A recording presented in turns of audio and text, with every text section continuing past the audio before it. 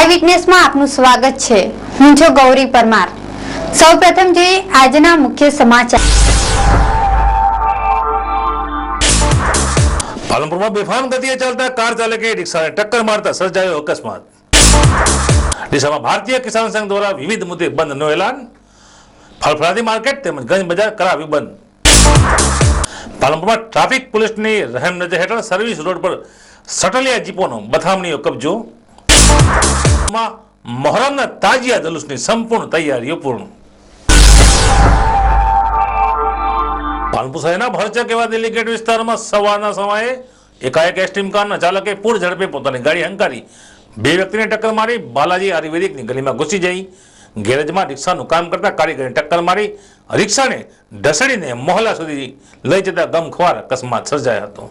શહેરના દિલ્હી ગેટ વિસ્તારમાં સવારના સમયે એક એસટીમ કારનો માણસ મનસ્વી રીતે પોતાની ગાડી ચલાવી દિલ્હી ગેટ જેવા ભરચક વિસ્તારમાં ઘૂસી ગયો હતો અને બે ઇસમોને ટક્કર મારી ગલીમાં ભાગતા ગેરેજમાં રિક્ષાનું કામ કરતા કારીગરને પણ ટક્કર મારતા એ ઘાયલ થયો હતો। જે બાદ રિક્ષાને ઘસેડીને મોહલ્લાની મકાનની પાસે ઘસીને લઈ જતા આ અકસ્માતમાં અનેક લોકો ઘવાયા હતા। અકસ્માત સર્જાતા લોકોના ટોળે ટોળા એકઠા થઈ ગયા હતા।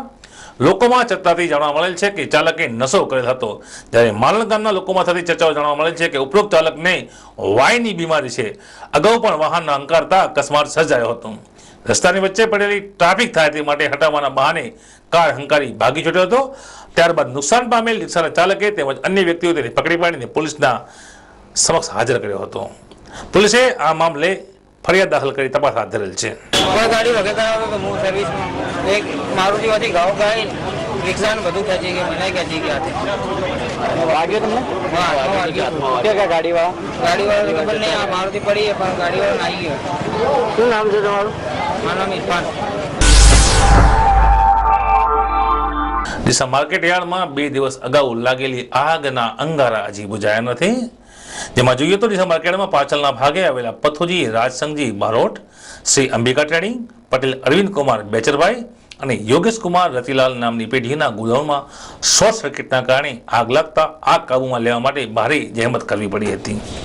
જેમાં આગ બુઝાવ્યા બાદ મધરાતે ફરીથી આ જ આગ પ્રસરતા શુક્રવારે દિવસભર કામગીરી ચાલી હતી।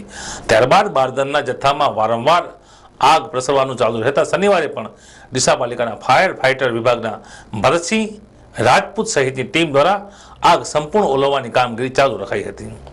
આગના કારણે બારદાના મોટો જથ્થો ઉપરાંત બાજરી, મગફળી, તલ, રાજગૃહ અને મગનો મોલ પણ બળીને પલળી જતા ચારેક વેપારીઓને લાખોનું નુકસાન થયું હોવાનો અંદાજ છે।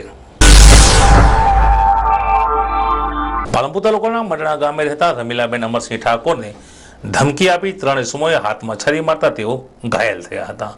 આ મામલે પીડિત રમીલાબેને પાટણ તાલુકાના ખોડાણા ગામના શર્માજી લાડજીજી ઠાકોર અને અન્ય 2 અજાણ્યા શખ્સો વિરુદ્ધ ફરિયાદ આપતા પોલીસે તમામને ઝડપીને જેલ હવાલે કરેલ છે।